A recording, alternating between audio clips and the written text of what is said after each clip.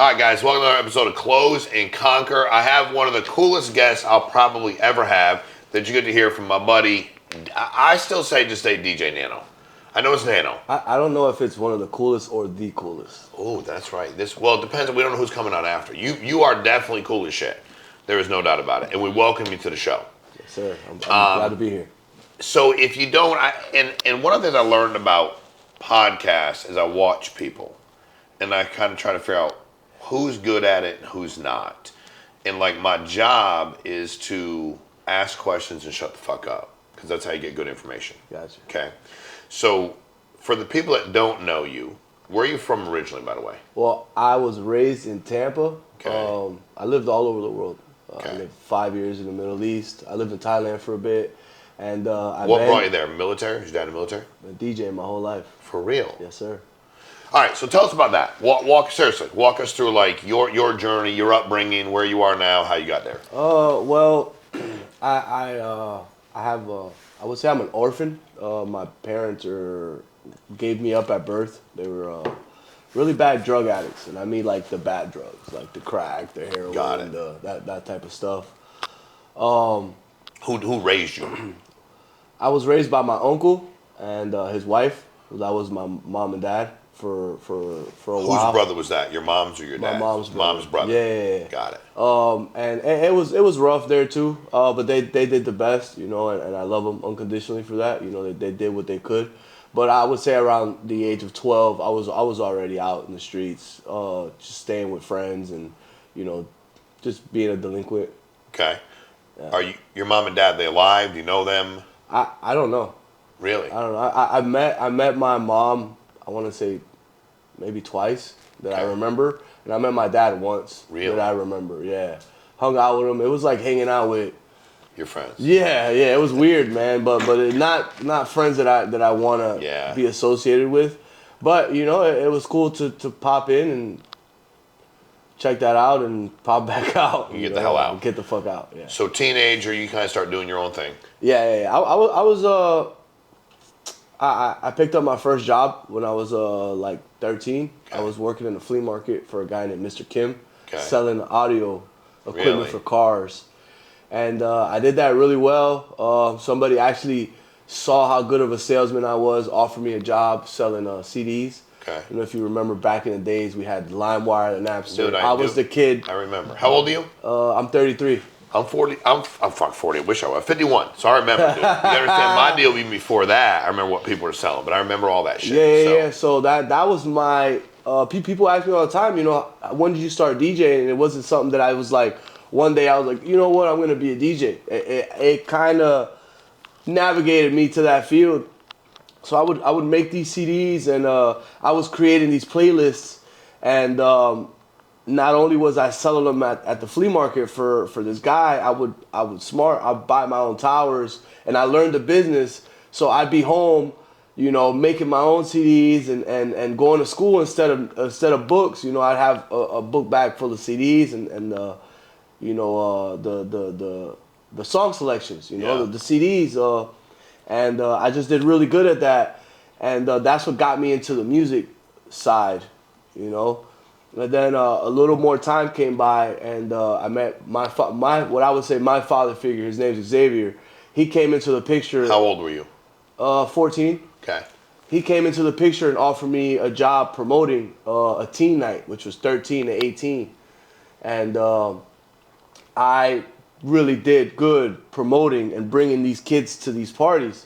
So the DJ at the time was older. He was, I want to say, in his late 30s, and he had a job offer in New York. So they were like, "We need a DJ." You had never DJed before? Never. I was learning. I would after school, instead of going home to deal with the bullshit at the house, I would navigate to the studio, to the office that they had at the time, and they were like taking me in little by little, and they had this little DJ set up, and I would practice whenever I could. And then so when the DJ left from the teen night to New York, it was only right that they put me in, because they were like, Nano's been doing all the work, he knows all the kids, he knows the music. So that was my first, break as a DJ to like actually play for people. Got it. This is way before DJing was cool. Correct. You know, now everybody wants to be Everybody a DJ. wants to be. Everybody wants to be. Hey, Okay, so let's talk about that. Yeah. Because I'm in Vegas like a year and a half ago. You understand? My world, I ain't raised in your world. You know what I mean? So like DJing to me was like, I thought people did it. I thought they you know, there was definitely some fucking talent to it that to be good at it. I do agree with that. But I was like, dude, is there money in it? And my buddy looked at me and he said, look at that billboard. You know how much that guy gets paid per show? And I said, I have no fucking idea, but you're going to tell me. And this dude he knows, he's been in Vegas forever, knows the whole scene, knows all the people. And he started telling me how much money people are making doing it. Okay? First question I want to ask you is, like, who's the highest paid, you know, if everybody's going to go ahead and be a DJ, do an event, who demands the most money right now? Well, the highest paid DJs right now would be Calvin Harris and David Guetta. They're I want to say $500 million right now worth. $500 million with the B. Yeah. That's what they're worth. They go do a show, how much they get? It depends. You know, you 2, 3, 4, $500,000 a show. Okay. And in your world, because I don't know a lot about this, right? From a talent standpoint, are they that talented? Yes. They're that good? Yeah, they worked. They worked. Like the Shawn Mike of the insurance. Shit, that's a lot of hours. It took a lot of fucking hours. A lot of work. And not even that. I mean, you got to be smart. So the hardest thing in the DJ world that people don't know is how to get to that next level. My thing was I always knew what I had to do to get to that next level, you know. And then once you just knock everything out, that's when you start seeing, you know, the big money, you know. So you're seeing some money. Yeah. You're getting paid to do these shows. Yeah. Just bought a McLaren. You know, I'm looking at some houses right now. Yeah, you ain't broke. You making some money. I'm doing good for myself. What do you think your greatest skill set is? So I'm gonna tell you what I think it is. For what fuck I know, I've only met you a few times, but let me tell you. But what do you think it is? Marketing. Okay, but in what way? Myself. I know how to market myself. You're the fucking. You might be the most likable dude I've ever met. Seriously, like when and I mean that. Let me explain to you. Like being in business my whole life, and also, I think your story, like we learned this shit growing up, right? Like kind of the same. My mom was there. I knew my mom. I know my mom. My mom's around. You know, Mall Man was where he was, and is still pretty fucking hardcore. And I think I've like kind of looked back and didn't realize the lessons he actually taught me, whether he was there or not, kind of deal. So I don't trust a lot of people. Yeah. You know what I mean? I just don't. Like I meet them. You shouldn't. No, but I don't. It's a sick world we live in. But I don't. And business, personal, and there's people you know that I know that we know, and they're good dudes. But it's taken me a while. Like I'm like, I don't know if I trust that cat. Yeah. You and I met, and I'm like, I'm a big energy guy too. Yeah. I am. 100%. I am. I'm like, you know, and what that's kind of weird because I'm old school as shit. Some people just have that ability to read energy. Some people can walk into a room and know if they're wanted or not wanted. Oh, I can. I sense it right away. I can read it. And you are a connector, and you have a gift. Okay, which is awesome. So I love being around you. I got to tell people. I was saying to Andrew, said, he's like, what are you going to do? I said, we're going to get him on a pod. He's great. He's awesome. He's great people. But we're going to do some shit together. Like, 100%. I'm going to do some shit with him. And we're going to fucking make some money. And it's going to be great. We're going to make a difference in people's lives. Where you are now, when you look at what your current business goals are, life goals are, is most of it in the, hey, I'm going to become the best DJ there is, or I'm going to continue to grow my brand. You're growing your personal brand. Yeah. You're DJing all over the world. Yeah. Because when we met, you come out, jumped on a jet, we went to a meeting. I don't know you, you don't know me. Yeah. And then Andrew's like, yo, check him out on social media. And I'm like, bro, he's fucking everywhere. Yeah. And then I'm like, these are legit shows. Yeah. And then I'm watching some of the people you're with. Like, who's been the coolest or for you, like, best experience? Because you've been around everybody. Yeah. From a musical standpoint. It just doesn't matter. That's one thing. I never know who I'm going to meet because the best thing about what I do is that everybody loves music. Correct. It doesn't matter who you are, where you're from, what language you speak. Music brings everybody together. Yeah. You know, I've had the pleasure to hang out with Jean-Claude Van Damme. Yeah. You know, I've hung out with Jamie Foxx. I've hung out with Drake. Yeah. I've hung out with. How was Drake to hang out with? He's awesome. Really? Yeah, he's Why? amazing. He's just such a good guy. Really? He treats everybody like I say. I treat the janitor like I treat the CEO because you just. It's not about not knowing. It's more of a respect thing. The way you watched him It's treat people. more of a respect thing. Yeah. You know, I respect people that treat everybody, you know, with respect. Correct. You know, As you should. You shouldn't treat anybody any different because you never know somebody's story or what they went through to get to where they're at. So he was more down to earth than you thought he would be. Super relatable as shit. I sat next to him. We watched the Super Bowl together, Yeah. and I talked to him like a normal person. And I was like, wow. And he was cool as hell. Yes. Treated everybody nice and respectful. Amazing. You know, I've got to hang out with Paris Hilton. Yeah. You know, she came to one. She just popped up one day to one of my shows, and Where was that at? At 11. Okay. Yeah. I was DJing at 11. She came. It was like a Wednesday night or some random night, and she popped up to one of my shows, and me and her ended up partying for hours. Yeah. And she's just one of the greatest people I've ever met. You know, Really? down to earth and super cool. You know, I met everybody, bro, from Future to Gucci Man to. And it's not even, you know, in the music world. You know, I get to meet a lot of athletes. Antonio Brown, Von Miller's one of my good friends from forever ago. Really? Yeah. He's a stud. I met him, I want to say when I was Oh, you know who just had him was who was them kids? Hard Knocks? Those kids are tripped. They were at his place. 21, Asked him a bunch 22 of years questions. old. You know, I David Njoku, that's a really close friend of mine. And the boxer, AB. AB, yeah. Yeah, like I said, Floyd Mayweather, you know, I got to work with Floyd him. Mayweather? He's cool. He was a little more. He's Floyd Mayweather. He's Floyd You know, Mayweather. he ain't like gonna sit down and bullshit with you like He it's don't like, gotta talk to nobody. Correct. He don't give a fuck. And I respect that too. You know why? Correct. Because he put the time in Correct. to be the greatest, possibly the greatest athlete of all time. Yeah. You know? He's a little dude. He's a little dude, but he'll fuck He'll somebody up. fuck you up. You know what I mean? You gotta get a hold of him. You don't let him start swinging. Great guy. You know, when I was like 20. But that's the thing. You won't even get close. I got the chance to get close to him and talk to him. Most of people won't ever even get the chance to be in the same circumference. I'm gonna tell you, I think I was 20, and I'm like 220 pounds, 225 pounds, right? 6 foot. And my buddy told me this kid was a Go-Go boxer. I wish I remember his last name. He's probably still alive.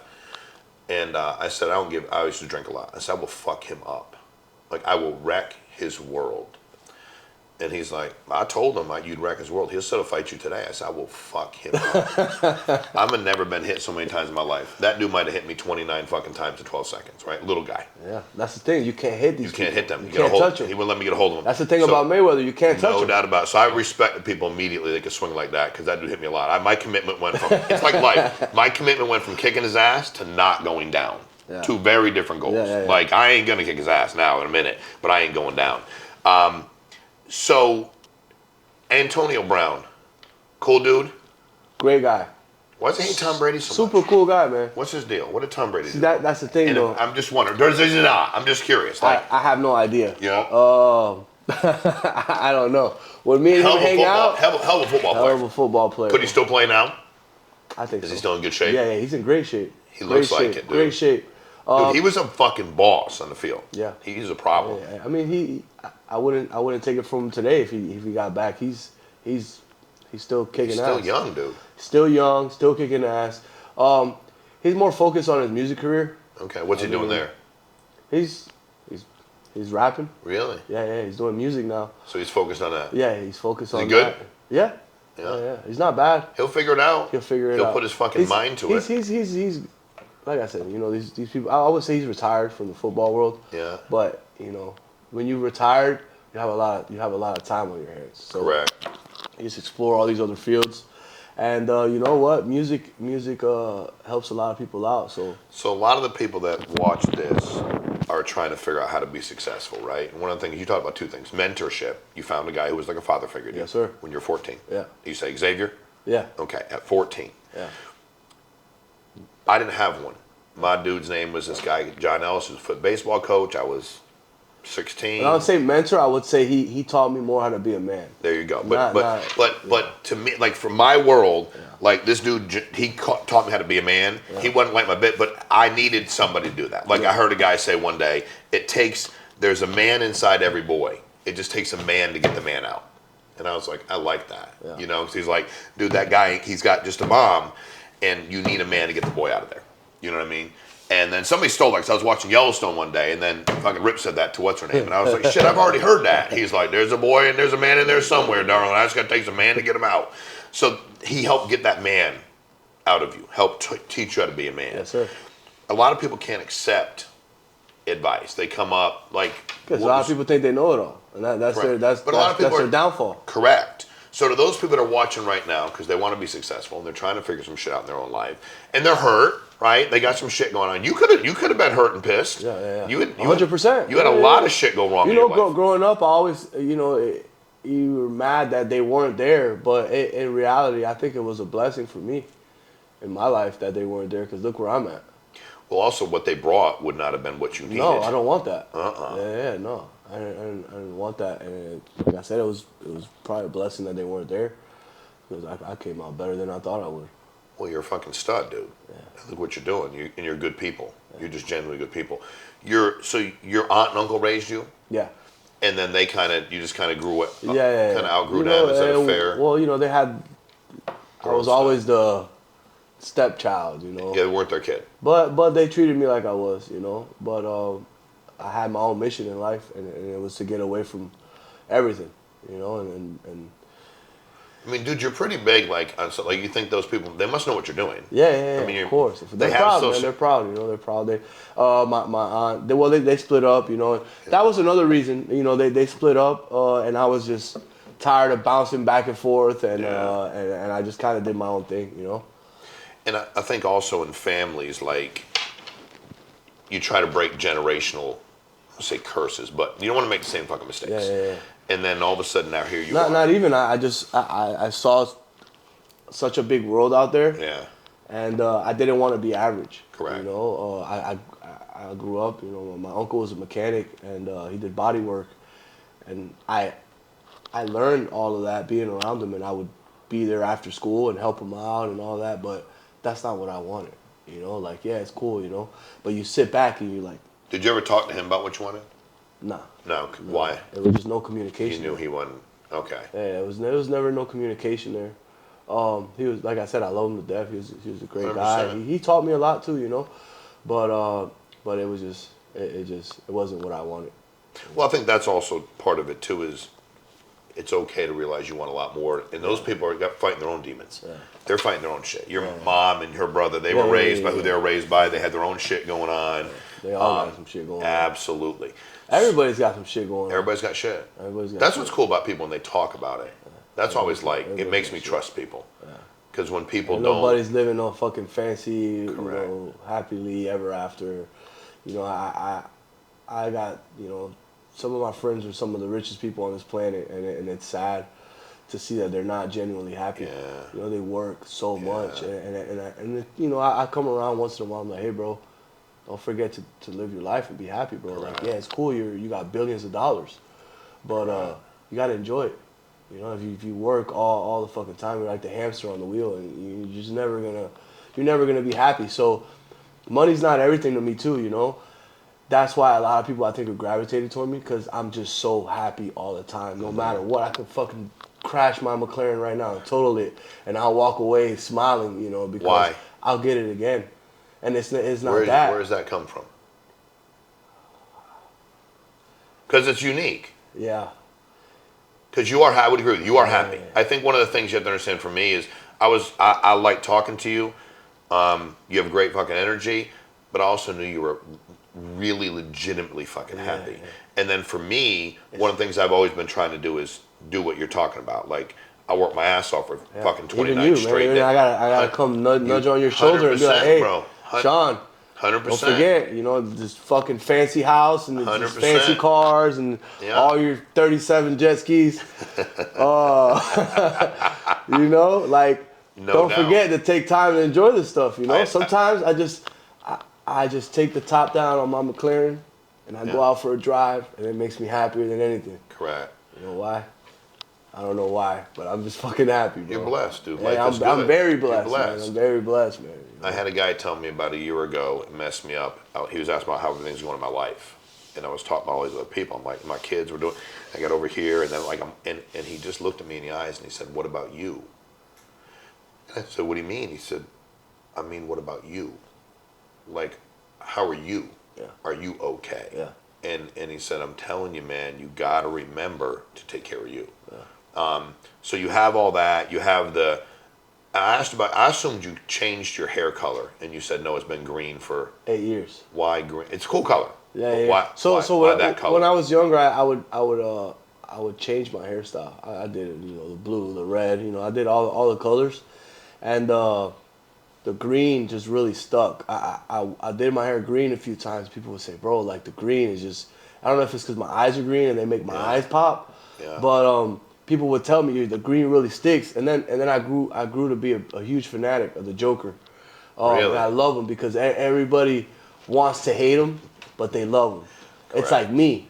Everybody wants to. Who wants to hate you? You I will fuck somebody up that hates you. I like you a lot. In life, yeah. Not everybody's gonna love Shawn Mike. I know that. I'm okay if they don't love me. You know that, right? But I want how them many to love letters you. do you get in the mail? I get a lot of fucking people down. tell me they don't love me Exactly. behind my back. Exactly. Fuck them. Fuck them. And that's how I feel.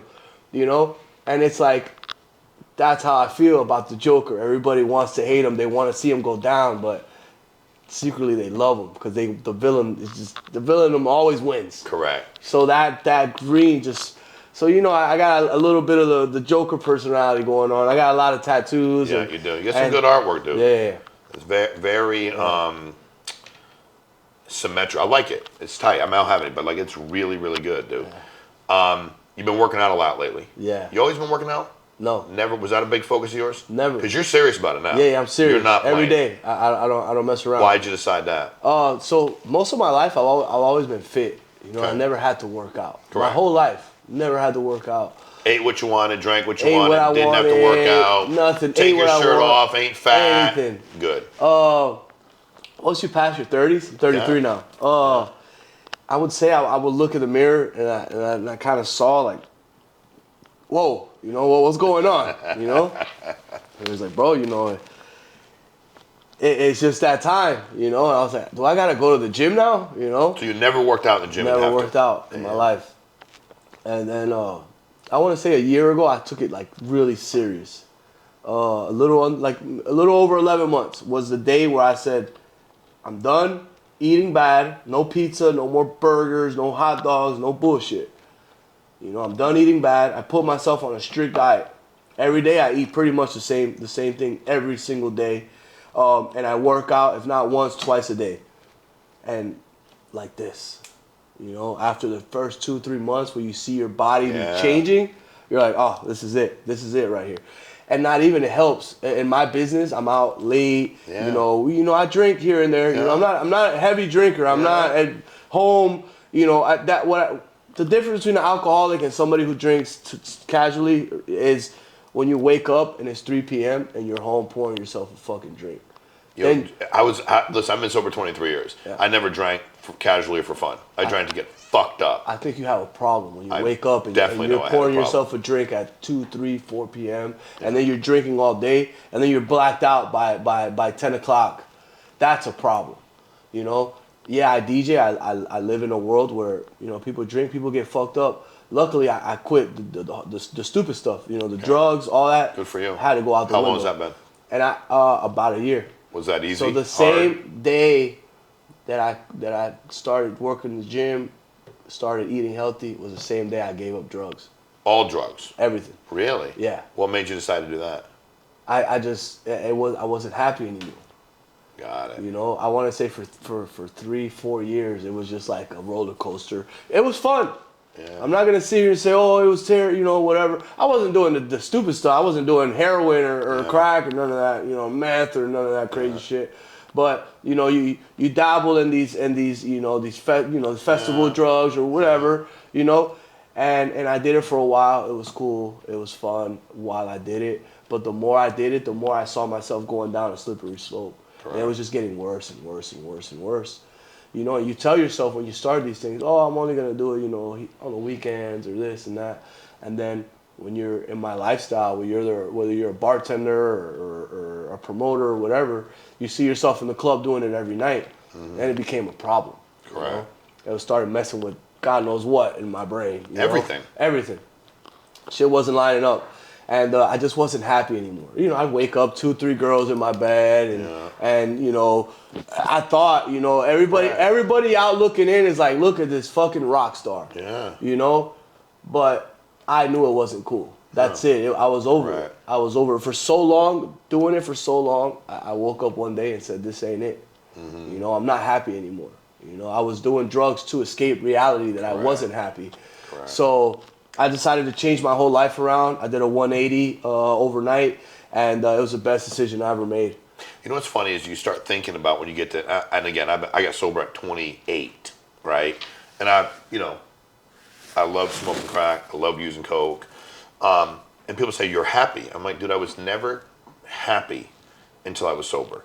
Because my happiness prior to sobriety was not real happiness. Yeah, exactly. It was just induced fake. Happiness for an hour, 20 minutes, 2 hours, 5 hours. As soon as it wore off, 100%, you chased it. You chased it. And the more you did it, the harder it was 100%. to achieve that 100%. that level again. And also, like, you talk about, and it happens. Like, you're 22, 25, 28, your body does metabolize shit a lot quicker. You are in better shape. You don't have to work out. You don't. And then even with the drugs and the shit people do, like, and you get would to see a certain point, you were bro, attracting the wrong crowd, because now these people will be around you only because you were on they drugs, wanted or that to you had fucking it. use you. They wanted to get use something you from you. And especially me being a DJ, they crowd was there. I couldn't get rid of them. I couldn't make them. I couldn't make friends faster than how I was making them. They didn't want to leave, and as soon as I made that change, you saw a lot of them just. Correct. Yeah. Which is the hard part for a lot of people, because that when I got sober, I told me you have to redefine the nature of your associations, because the people will not be by your side anymore because they don't get anything from you. Well, you got the right friends. 100%, dude. You'd rather have no friends than all the wrong fucking friends. None of them. You know. So what's a venue, and I don't know about this world, like from a DJing standpoint. If I said, hey man, what's one place you ain't been able to go to, play at, perform at, and you're like, I'd really love to go here. This Did event. I have it? Yes. I know you've done a lot. Give me one if you're like, hey man, so and so called tomorrow. I'd like to do. I would say there's a club in Ibiza. It's called I don't know. I can't pronounce it right. Starts with a Y. Washiwa. Okay. Or if anybody's been there, they know what I'm talking about. Okay. Ashua. Okay. Starts with a Y. Okay. I see a lot of videos, and it's a place that I will DJ one day. I have no doubt you will. Yeah. Why is he not DJing yet? Why have they not invited him yet? Yeah. What the fuck is the problem? You need to fucking message them and call him up and tell him. Yeah, Matter of fact, I'll throw the fucking party there. Yeah, let's get it. He is in. Whatever you got to do, find him. You got to hit Nano up. So I played all over the world, man. That the best thing about my job is people like you. They're hey, what am I gonna do? Where am I gonna take my my other person or my family or whatever? Let's go to Thailand. Let's go to Dubai. Let's go to Costa Rica or anywhere.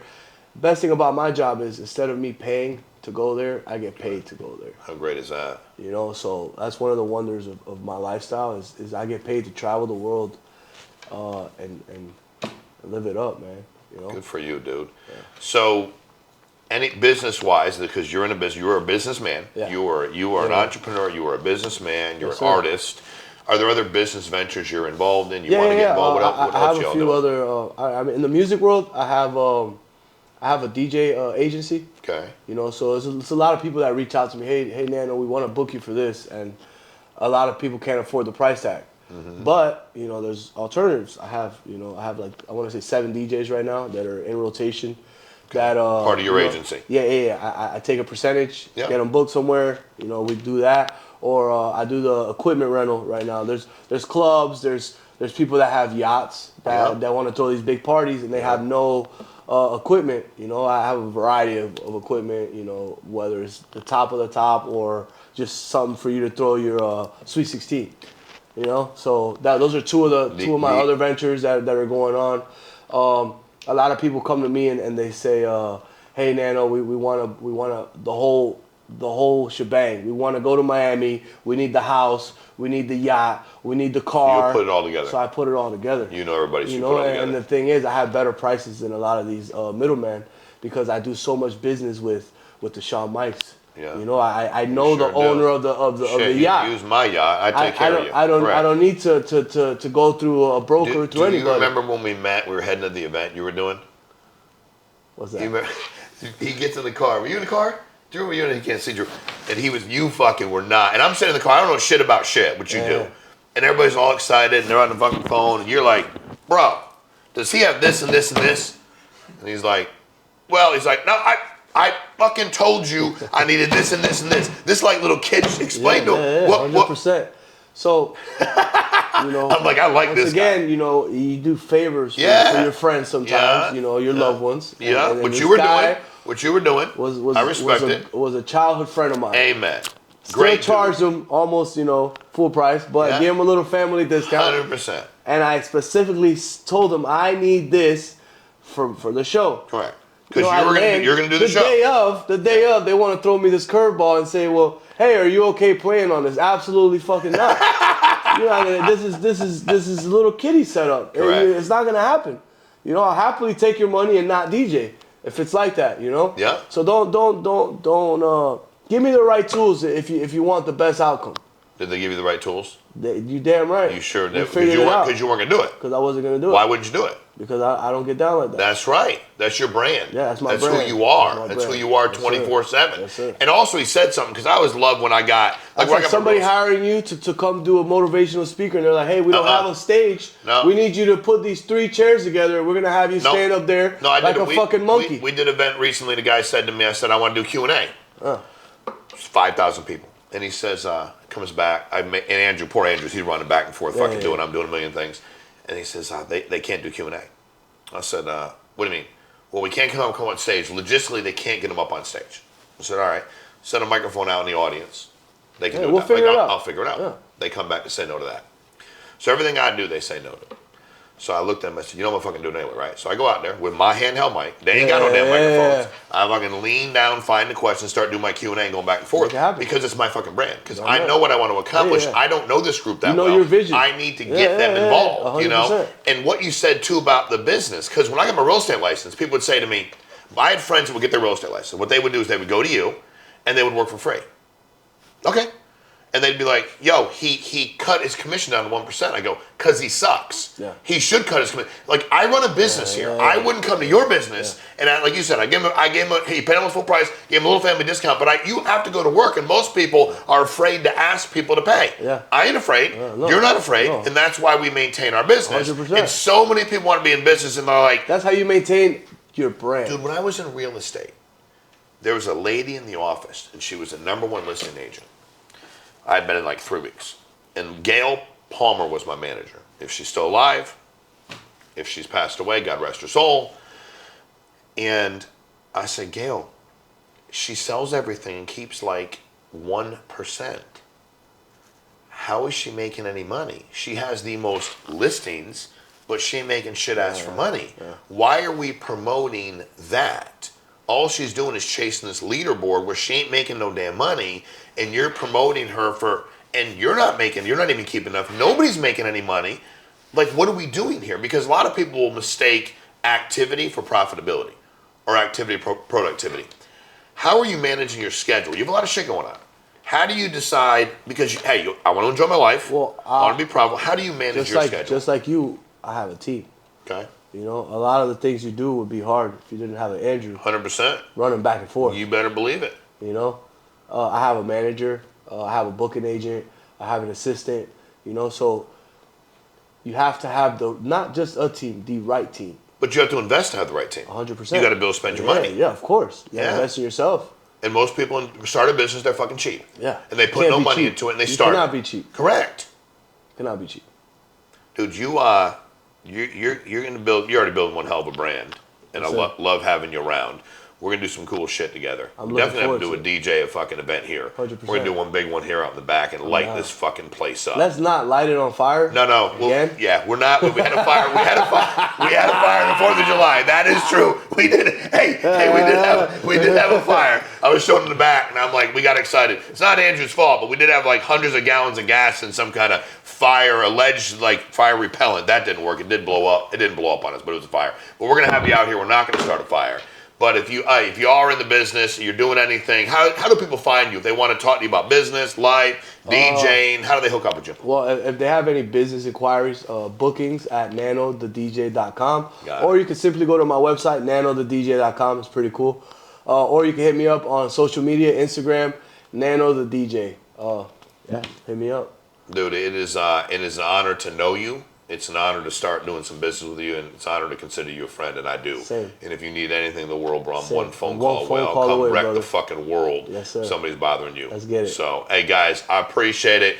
I'm telling you, it's like you get to understand how people are successful. So many business lessons that, yes, it's entertaining. He's got a great brand, great dude.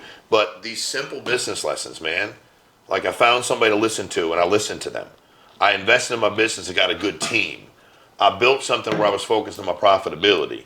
You know, I'm continuing to network and get better every day. And the guy's building relationships with everybody. I mean, he's sitting around watching the Super Bowl with Drake. You're never done learning. Hanging out with Paris. Every day is a learning experience, and you should always learn as much as you can. Enjoying life. My man, DJ Nano. Guys, I appreciate you jumping on Close and Conquer. Like, subscribe, share, send it to people. Get them in that club, wherever it is, Andrew. That's one of my missions right now. If I had to pay for the club and get in there for the first time, because you're going to get there anyway. So appreciate y'all. Have a great day, guys. Thanks.